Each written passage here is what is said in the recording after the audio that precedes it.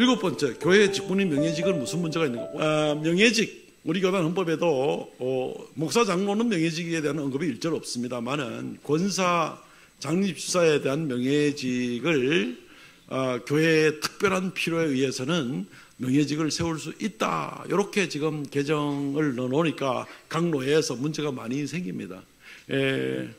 저는 물론 개인적으로는 찬성하지는 않습니다만은 어쨌든 뭐 이렇게 합의에 의해 가지고 나오는 거니까 이렇게 됐는데 그것은 교회가 판단할 수 있지 않겠느냐, 교회의 목회를 위해서라는 어떤 그런 거 있고, 한편으로는 시골 교회 같으면은요 70세 이상을 좀 더 은퇴를 다 시켜버리고, 그리고 좀 일할 만한 사람은 아직은 얼마 안 되고 시간도 얼마 안 됐거나 봉사의 어떤 열심이라는 건 뭐 이런 문제 있을 때에 이런 것마저 없을 때에는 일할 사람이 하나도 없는 겁니다. 정교인이 70세 넘는데. 이제 이런 문제들이 많이 있어서 이번에 좀 고려된 부분들이 있는데, 원칙적으로는 얼마든지 문제가 좀 될 수가 있는 부분이다 생각됩니다. 노회에서 결의할 때 조항별로 체크하는 부분이 있으면 뭐 반대하면 되겠습니다. 예, 죄송합니다. 네, 질의응답 시간을 진행을 맡은 유영건 목사라고 합니다. 우리가 이런 헌법 세미나를 왜 갖는가 생각해 보니까 두 가지 생각이 나는 것 같아요. 하나는 교회를 올바로 세우기 위해서 하는 것이고, 또 하나는 우리가 직분을 맡을 때 하나님 앞에 서약한 것을 바로 지키기 위해서 하는 것이다, 이렇게 볼 수 있겠습니다. 그래서 여러분, 오늘 강의한 내용에 대해서 질문을 올려주시면 거기에 대해서 우리 목사님께서 답변을 할 수 있습니다. 질문지 올라온 것을 제가 두 가지 좀 읽어드리겠습니다. 당회원 구성에 시무 목사가 포함되지만 실제로 부목사가 당회에 참석하지 않는 교회가 많은 것으로 알고 있습니다. 이에 대해 어떻게 생각하십니까? 두 번째, 위임 목사가 개인적 이유로 타교회 목사 청빙에 지원하는 것은 헌법상 문제가 있습니까? 또는 청빙 후보에 응할 수 있습니까? 예, 부목사의 그 당회장권에 관한 부분은 전에 그 교회법 연수 때도 뭐 저도 지적을 했던 부분인데, 일단 우리 교단 헌법에는 당회의 구성 요건이 시무, 목사와 장로로 한다, 이렇게 되어 있기 때문에 거기에 따르면 부목사도 다 당회원이 될 수가 있는 것이죠. 예, 당회원이 될 수 있다는 것은 당회가 가지는 치리권, 행정에 대한 어떤 결정권을 같이 결정권을 행사할 수가 있다는 이제 이런 얘기가 됩니다. 근데 여기 이제 큰 교회들은 보면 부목사가 뭐 10명, 20명 되니까 이게 부목사 숫자나 장로 숫자나 비슷하게 되고 이제 이러니까 불협화음도 생깁니다. 담임 목사가 마음만 먹으면 부목사들은 담임 목사 편이 된다고 생각을 하고 이 의견들이 기울어질 수 있다, 뭐 이런 문제들도 많이 생기기도 하고 그렇습니다. 근데 기본 원칙은 좀 전에 말씀드린 대로 모든 시무 목사와 장로는 당회원이 된다라고 되어 있는데, 빈틈이 또 어떤 부분이 있는가 하면요, 이번에 그 개정헌법에서도 삽입을 해놓지는 않았는데 어떤 부분이 있는가 하면은 담임 목사를 청빙을 할 때에 교인들이 이제 선서를 하게 됩니다.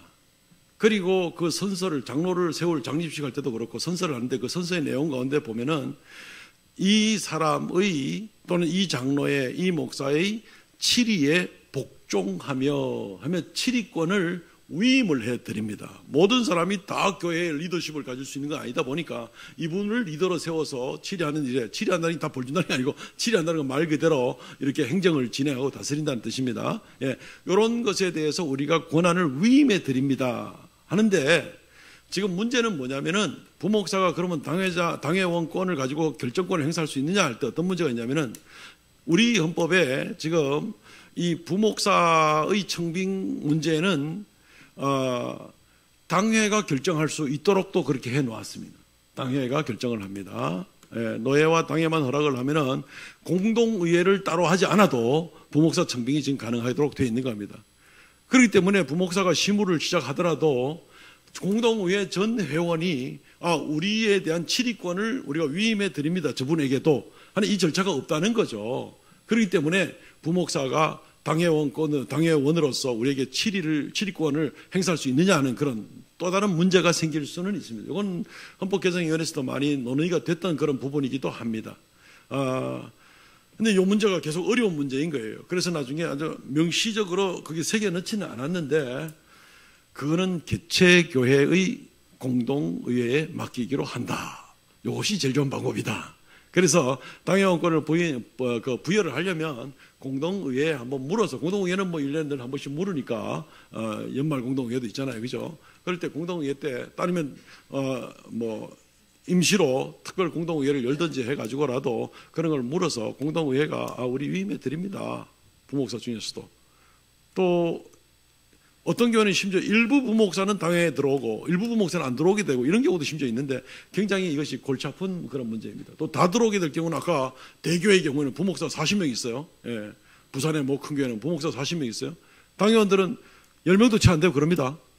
그러면 이제 교회 행정이 굉장히 어떤 균형 있게 목사와 장로, 교인들이 세워놓은 장로들이 한 그룹이 되고 목사가, 담임 목사가 또 한 그룹이 되어 한 명이든지 10명이든지 한 그룹이 되어가지고 양편이 서로 균형과 견제를 이루면서 교회의 정치와 운영을 굉장히 균형 있게 아름답게 나갈 수 있도록 하는, 이게 장로교 정치인데 이게 굉장히 위협을 받을 수가 있습니다. 그래서 그 부분도 역시 문제점은 조금 있다고 봐집니다. 그래서 각 교회 공동의회가 지혜롭게 잘 결정을 해야 될 부분이라 생각되고, 위임 목사가 다른 교회의 담임 목사의 어떤 청빙 공고가 났을 때 이렇게 할 수 있겠느냐 하는 그런 부분에 대해서 우리 교단 헌법이 정하는 내용 중에 한 가지가 뭐냐면은 위임 목사는 3년에 있어서는 그 자리를 지켜야 될 것을 요구하는 그런 조항이 있습니다. 그래서 그거를 일단은 지키는 것이 원칙이고, 그 전에 뭐 움직이는 사람들도 더러더러 있긴 있습니다만은 그것은 책망을 받아야 마땅하고, 왜냐하면 모든 걸 위임해 줬거든요. 위임해 줬는데도 그 자리를 지키지 않으니까 책망을 받아야 마땅하고, 3년 조항을 잘 지켰을 경우에는 특별한 사정이 생길 수도 있거든요. 위임 목사라 그래서 그게 무조건 죽을 때까지 여기 있어야 된다, 그런 의미는 아니거든요. 위임 목사라는 건 죽을 때까지 위임이란 얘기가 아니라 이 교회의 담임 목사로 있을 동안은 모든 것을 위임해 드립니다. 이게 위임 목사 아닙니까? 그렇죠? 그러나 건덕상의 문제가 있기 때문에 3년 조항을 거기에 넣은 줄로 그렇게 생각하고 있습니다. 네, 드림교회 이태웅 목사입니다.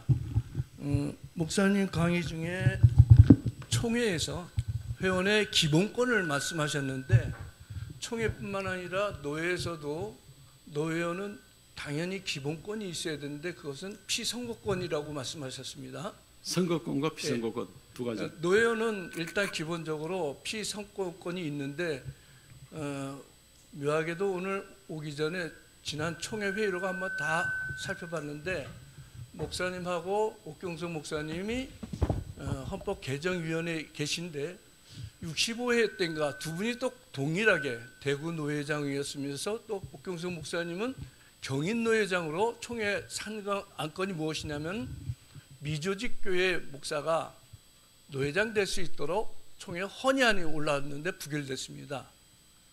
그런데 문제는 이것을 각 노회가 지키게 되면은 노회에서 노회원이 노회장이 되는 피선거권 자체가 박탈되고, 또 더러 우리 노회 같은 경우는 부노회장이 노회장 승계하니까 아예 부노회장 피선거까지 박탈이 되어 있는 상태입니다. 여기에 대해서 어떻게 말씀해 주십니까? 아마 노회장은 아까도 말씀드렸듯이 이제 7위 회장으로서 어떤 심지어 좀 더 강력한 당회장권, 그죠?까지를 행사해야 될 때에 미조직 교회, 그러니까 장로가 없는 교회의 목사님이 노회장을 하기가 너무 무리가 아니냐 하는 이런 차원에서 그렇게 결정되어 왔는 걸로 수십 년인지 몰라도 그렇게 저는 이해를 하고 있고요. 부노회장, 그렇기 때문에 이제 부노회장이 나중에 OX로 인해서 노회장을 승계하는 그런 과정에서 그럼 아예 뽑지 말아야 되느냐 할 때에, 현재 법적으로는 부노회장마저 미조직 교회면은 안 된다라는 것은 우리 헌법 자체에 위배가 되기 때문에 그것은 불가하다고 봅니다. 그러니까 부노회장까지는 거기에 제한을 받지 않고, 우리 법조항에 기록된 것은 노회장은 조직교회의 목사라야 된다, 이렇기 때문에 거기에만 멈출 수 있어야 되지 않겠는가 생각합니다. 그 큰 교회, 대형 교회에서 안수집사회, 그러니까 안수집사들이 300명, 400명 되는 교회에서 안수집사회가 당회와 더불어서 그 행정권을 행사하겠다고 하는 그 안수집사회가 있거든요. 예. 예. 그래서 그런 부분들에 대해서 분명히 이제 답은 할 수 없는데 그것들을 계속 주장하고 있기 때문에, 그래서 지금 이제 이 방송이 나가고 있어서 공개적으로 답을 해주셨으면 감사하겠고. 예, 뭐 노 회장님께서 직접 질문하시고 이미 답은 나와 있는데 제 입을 통해서 한번 더 얘기하라. 그겁니까? 예, 맞습니다. 참 이상한 질문이 참 이상한 질문인데, 예, 안수집사회는 우리 교단 헌법 어디에도 안수집사회라는 것은 심지어 친교단체 이름에도 들어가 있지 않고 봉사단체 이름에도 들어가 있지 않고 권한을 가진 치리의 기관에는 더구나 없고, 예, 그런 모양입니다. 그래서 최대한 할 수 있으려면 친교 정도는 할 수 있을지는 모르겠지만 교회의 어떤 압력단체로서 정책을 좌지우지하거나 강력한 영향을 주려고 하거나 이런 일들을 해서는 불법입니다. 이제 공개적으로 하나만 더 말씀해 주십시오. 그 한해의 그 예결산 문제를 반드시 재직회를 거쳐서 공동회, 그러니까 이중으로 이제 결의를 하게 되는 교회가 있거든요. 그런데 이제 실제로 이제 회의를 할 때를 보면 재직회에는 한 300~400명 모이는데 공동회에는 100명도 안 모여요. 예. 어떤 때는 뭐 100명이 아니라 20~30명도 밖에 안 모이는 그런 경우도 있는데, 이제 이 부분은 분명히 잘못된 거잖아요. 예. 공개적으로 한번 말씀해 주십시오. 절대 그러면 안 된다고. 예, 우리 노 회장님이 잘못됐다고 말하라고 합니다. 예, 그 이중결제는 당회와 공동의회가 이중결제는 될 수가 있습니다. 1년 예결산에 대해서. 왜냐하면 당회는 공동의회를 소집할 수 있는 권한을 가지고 있고 소집을 하면서 공동의회 안건을 올려야 되는데 예산을 이렇게 초안을 잡은 안건을 우리가 올립니다. 이 차원에서는 당회를 1차 거치는 것은 합당한 절차가 됩니다만은 재직회를 걸쳐야만 공동의회 예결산을 나갈 수 있는 것은 어디에도 없는 법입니다. 장로 임직 연령을 목사와 같이 할 수 없는지, 목사도 장로이므로. 두 번째, 위임 목사 직계 청빙은 성경에 위배되지 않습니까? 세 번째, 재판은 재판으로 뒤집는다는 표현은 재판으로 결의할 수 있다, 재판으로 결의할 수 있다로 표현하는 것이 옳지 않습니까? 세 가지 질문입니다.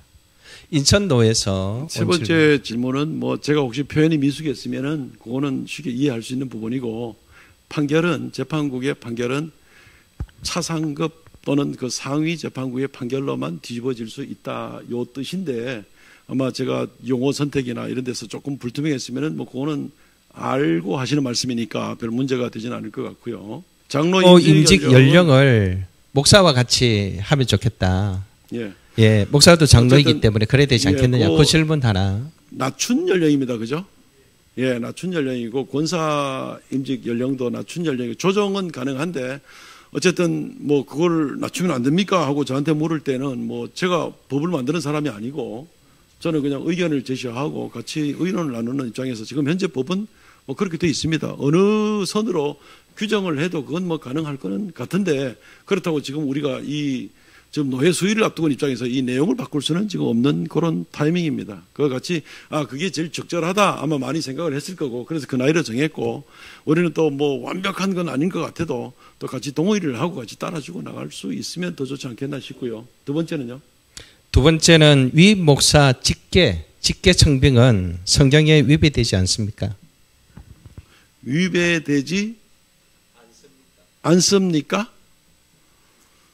어쨌든 우리는 그 직계 청빙을 하지 못하는 걸 원칙으로 한다. 아까 그렇게 우리 지금 개정 헌법에도 그렇게 돼 있고, 직계 비속이나 그 배우자를 그 청빙하지, 단임 목사로 청빙하지 않는 것을 원칙으로 한다. 이렇게만 일단 해놨잖아요, 그죠?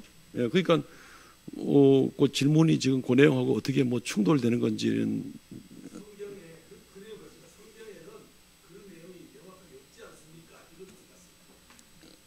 성경에는 그 내용이 없는데 왜 우리는 있느냐?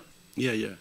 뭐 구약의 제사장 때는 레위 지파가 그 일을 담당하게 돼 있으니까 당연히 그것은 이제 대를 이어가지고 그 일을 감당해야지, 뭐 레위 지파가 하다가 갑자기 저 뭐 유다 지파가 제사장하고 이럴 수는 없는 그런 배경인데, 근본적으로는 이게 그 신약 시대 와가지고는 뭐 제비를 뽑아가지고 일꾼을 세우는 그런 입장이기 때문에 사실은 이게 승계를 자녀로 승계를 한다 이런 것 자체는 신약에서는 볼 수가 없는 그런 모습이기도 하거든요. 그래서 성도들이 일단 인정할 수 있는 객관적인 증거들, 아까 사도행전 1장이나 6장에 나와 있는 그런 것들과 마지막에는 제비를 뽑아가지고 결정을 하는 이제 하나님의 직접적인 어떤 선택과 이 두 가지를 통해 가지고 결국은 이제 선택을 하게 되는 그런 과정이기 때문에 신약 성경에는 그것이 없는데 그렇다고 이게 무조건 불법이냐? 불법이라는 법도 이제 없기 때문에 우리가 조금 애매한 표현이지만 원칙으로 한다. 그렇지만 사회적 통념과 우리가 그리스도교의 그 건덕을 세우기 위해서 정말 하나님께 부름받아서 아름답게 헌신하는 게 좋지, 아버지가 힘 있는 목사라 그래가지고 아들이 그대로 이어받는 것은 누가 보더라도 그것은 아름답지 못한 것이기 때문에 정한 그런 룰이라고 정해집니다. 예외는 있을 수 있다라고 아까 말씀드렸습니다. 지금까지 고신TV였습니다.